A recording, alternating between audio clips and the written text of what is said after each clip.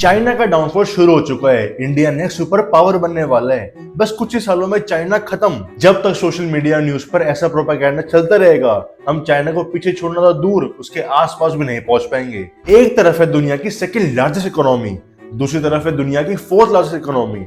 एक जो 57 story building 19 दिन में खड़ा कर देती है, और दूसरी जो एक फ्लाईओवर 9 साल में भी नहीं बना पाती। एक तरफ प्लेन की स्पीड से चलने वाली ट्रेन है, ड्रोन डिलीवरी और फ्लाइंग कार्स तक शुरू हो गई हैं। हम स्कैनर से पे करने को रेवोल्यूशन मानते हैं, वहां पे लोग हथेली से पेमेंट कर रहे हैं। तो आखिर दोनों में से कौन आगे है? आज हर एक एंगल को ऑनेस्टली एनालाइज करेंगे और समझने की कोशिश करेंगे कि इंडिया और चाइना दोनों ने अपनी जर्नी सेम पॉइंट पे शुरू करी थी, तो आखिर कैसे दोनों के रास्ते अलग हो गए, आओ देखते हैं।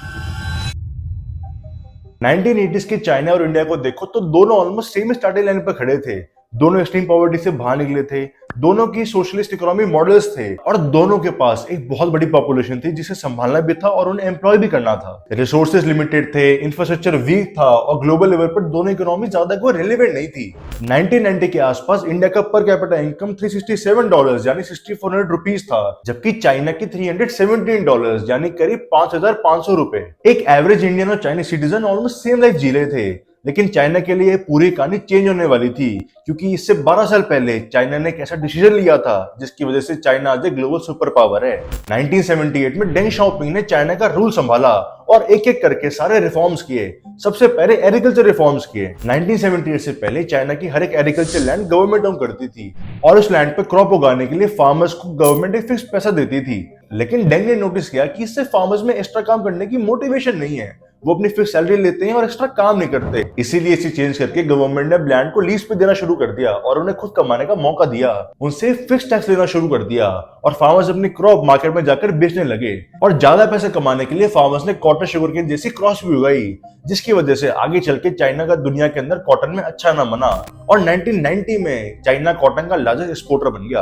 अब ये काम तो इंडिया में भी हो रहा था। जमींदारी सिस्टम हट चुका था, फार्मर्स अपने लैंड पे फसल उगा रहे थे। इवन इंडिया में तो ग्रीन रेवोल्यूशन भी आ गया था। तो चाइना ने इसमें अलग क्या किया? डेंग ने देखा कि एग्रीकल्चर के अलावा भी हमारे पास काफी सारी ऐसी वर्कफोर्स है जो खाली बैठी है, और उन्हें स्किल बनाने का काम शुरू कर दिया, जिसके लिए चाइना ने बॉटम अप अप्रोच शुरू कर दी। चाइना ने प्राइमरी लेवल से ही एजुकेशन पर फोकस करना शुरू कर दिया, जबकि सेम टाइम में हम इंडिया के अंदर हायर एजुकेशन पर फोकस कर रहे थे। हमने IIT, IIMs बनाए ये सोच के कि टेक्निकल काम तो कॉलेज के अंदर ही होता है, लेकिन बेसिक एजुकेशन पर फोकस नहीं किया, जिसका रिजल्ट था कि 2010 में इंडिया की लिटरेसी रेट 74% थी, जबकि चाइना की 95%। हमारे तो आज भी ये हाल है कि गवर्नमेंट स्कूल के टीचर्स एक बेसिक इंग्लिश का सेंटेंस तक नहीं पढ़ पाते।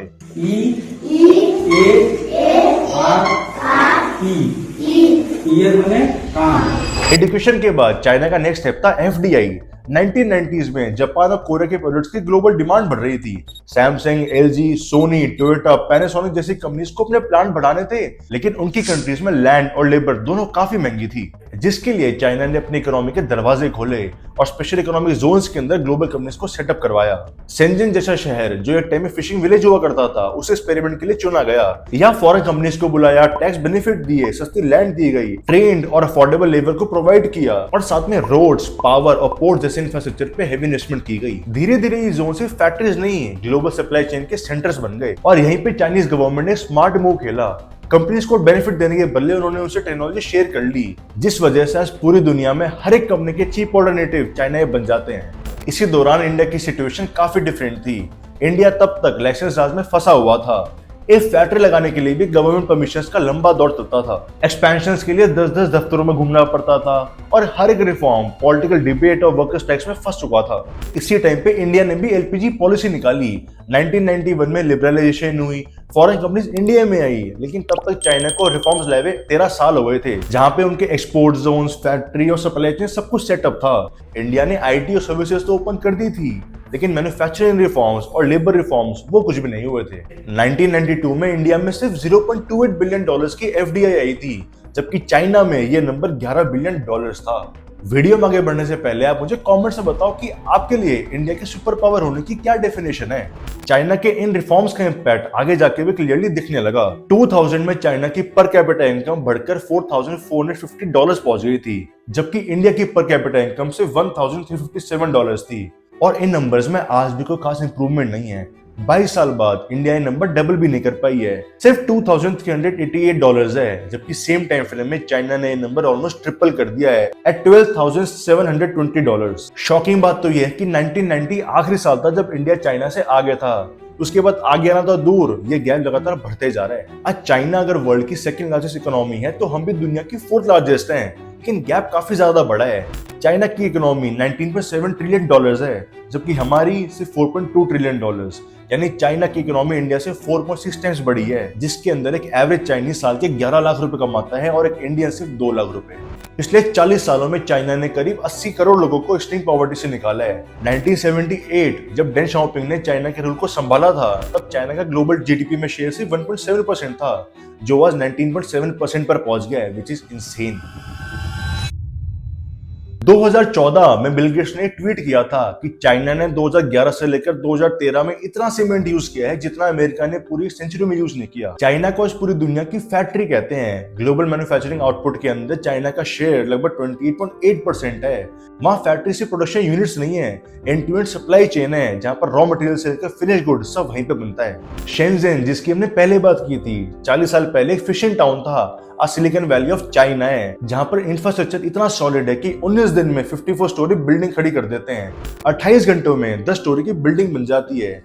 वहां शहरों में ड्रोन से डिलीवरी हो रही है, रोबोट से पूरे के पूरे शहर चल रहे हैं। हम जहाँ नॉर्मल कार से नहीं बना पा रहे हैं, खराब होने पर गाड़ी 6-6 महीने शोरूम में खड़ी रहती है, वहां पर फ्लाइंग कार्स के टेस्ट हो चुके हैं। शहरों में हर जगह रोबोट शुरू हो गए हैं। आपके होटल के अंदर चेक इन के टाइम पे रोबोट आपको रूम तक छोड़ के आता है। कैब्स ड्राइवरलेस चल रही हैं, इवन बसेस और मोनो रेल्स भी ड्राइवरलेस चल रही हैं। और सबसे शॉकिंग बात कि आज तक कोई भी एक्सीडेंट की खबर नहीं आई है। चाइना में इतने रोबोट्स डेली काम करते हैं कि पूरे वर्ल्ड के कंबाइंड रोबोट से भी ज्यादा है। डेली 20 लाख रोबोट्स काम करते हैं। चाइना बस सामान बनाती है, प्रोडक्शन पर फोकस है, और इतना बनाती है कि एक टाइम में उन्हें चीप और सस्ता कहते थे, और आज सबके धुएं निकाल रखे हैं। इसका सबसे प्राइम एग्जांपल है BYD। एक टाइम था जब दुनिया इन पर हंसती थी कि ये कैसी कार बनाते हैं। इलोन मस्क ने तो ये पॉडकास्ट में बोला भी था। Trying to compete. Why do you laugh? Have you seen that car? और आज वही BYD ऐसी गाड़ियां बना रही है जो पानी में 30 मिनट तक चल सकती है। एक BYD की गाड़ी ने 472 किलोमीटर पर आवर की स्पीड अटेन करी है। अभी BYD ने एक नया चार्जिंग प्लेटफॉर्म बिल्ड किया है, जहां पर सिर्फ 5 मिनट में 400 किलोमीटर की रेंज मिल जाएगी, और टेस्ला उसके आसपास भी नहीं है। BYD की मेगा फैक्ट्री जो ज़ेंगजू में है, उसका साइज इतना बड़ा है कि पूरे चंडीगढ़ के एरिया का 1/4 कवर कर ले।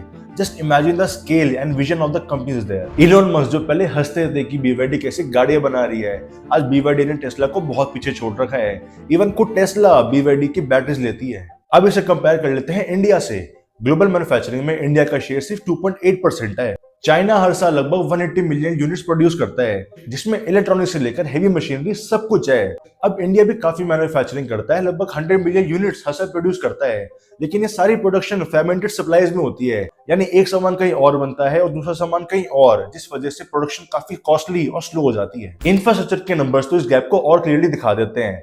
चाइना में आज 1.6 लाख किलोमीटर के एक्सप्रेसवे हैं, जो चाइना के कोने कोने को रैपिड कनेक्टिविटी देते हैं, जबकि इंडिया में ये नंबर सिर्फ 6000 किलोमीटर के आसपास है। रेल कनेक्टिविटी का गैप तो और भी ज्यादा है। चाइना में आज 40,000 किलोमीटर का रेल नेटवर्क है। हम आज वंदे भारत को देख के काफी खुश होते हैं कि कितनी तेज ट्रेन है। ऐसी ट्रेन तो कब से लेकर बैठे हैं।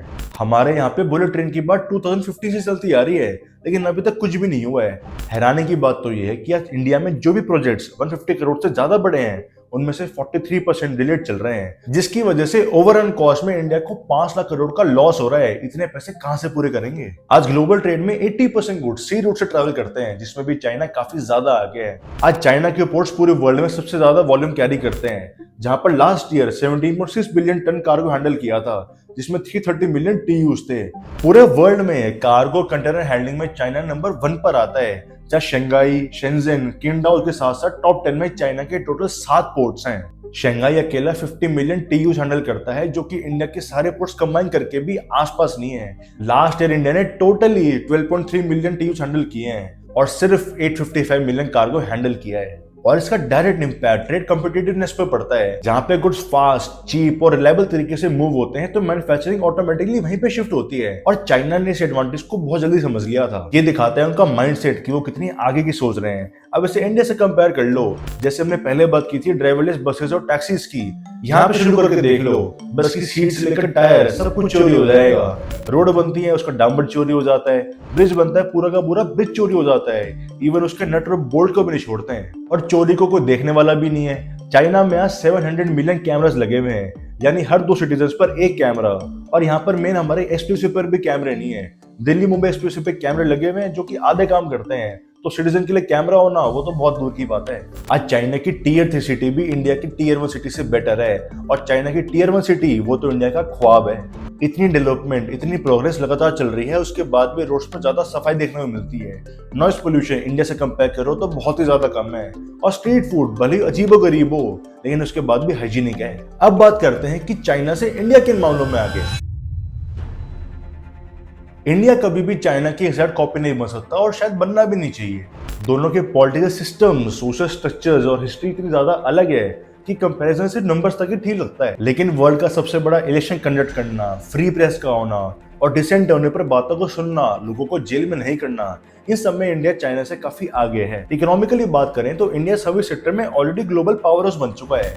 आईटी और बीपीएम एक्सपोर्ट्स लगभग $350 बिलियन के आसपास पहुंच गए हैं। इंडिया ने डिजिटल इंफ्रास्ट्रक्चर में भी वर्ल्ड लीडिंग सिस्टम खड़े किए हैं। यूपीआई आज हर महीने 10 बिलियन ट्रांजैक्शन को हैंडल करता है, वो भी बिना किसी लीकेज के। इस स्केल पे रियल टाइम पेमेंट सिस्टम कहीं और एग्जिस्ट नहीं करता है, और यूएई, सिंगापुर, फ्रांस, मॉरिशियस ये सारी कंट्रीज यूपीआई को यूज भी करती हैं। डेमोग्राफिक्स पे इंडिया का एक स्ट्रॉन्ग कार्ड है, जहां पे इंडिया की मीडियन एज 28 ईयर्स है, जबकि चाइना की 39। चाइना रैपिडली एक एजिंग सोसाइटी बन रहा है, और इसका डायरेक्ट इम्पैक्ट वहां की लेबर फोर्स, कंजप्शन और इकोनॉमिक मोमेंटम पर पड़ता है, जिस वजह से चाइना की ग्रोथ रेट इस साल से 4.5% है, जबकि इंडिया स्टेडली 6.5 से 7% पर ग्रो कर रहा है। और ये सारी स्ट्रेंथ्स इंडिविजुअली काम नहीं करेंगी, बल्कि डेवलपमेंट तब होगी जब इंडिया मैन्युफैक्चरिंग, हेल्थ और एजुकेशन पर सीरियस रिफॉर्म्स करेगा। वरना हम सिर्फ सुपर पावर, विश्व गुरु के स्लोगन से बोलते रह जाएंगे, और चाइना सही मायने में लीड ले जाएगा। आज 1-2 मैट्रिक को छोड़ के चाइना इंडिया से हर चीज में आगे है, और इस फैक्ट पर कोई डिबेट नहीं है।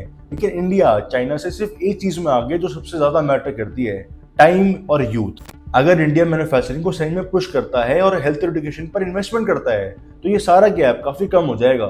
चाइना के सामान को ग्लोबली हमेशा चीप और सस्ता मानते थे, लेकिन इस बात को एक्सेप्ट करके उन्होंने खुद को बेटर बनाया है। और यही चीज हमें इंडिया में भी लेके आनी है कि हम अपनी खामियों का डिफेंस नहीं दें, बल्कि उन खामियों पे वर्क करके खुद को सुपर पावर बनाएं। आपको इसके बारे में क्या लगता है? क्या इंडिया बड़ी इकोनॉमिक्स को कैचअप कर पाएगा, या फिर ये सिर्फ एक नेशनल फैंटेसी है?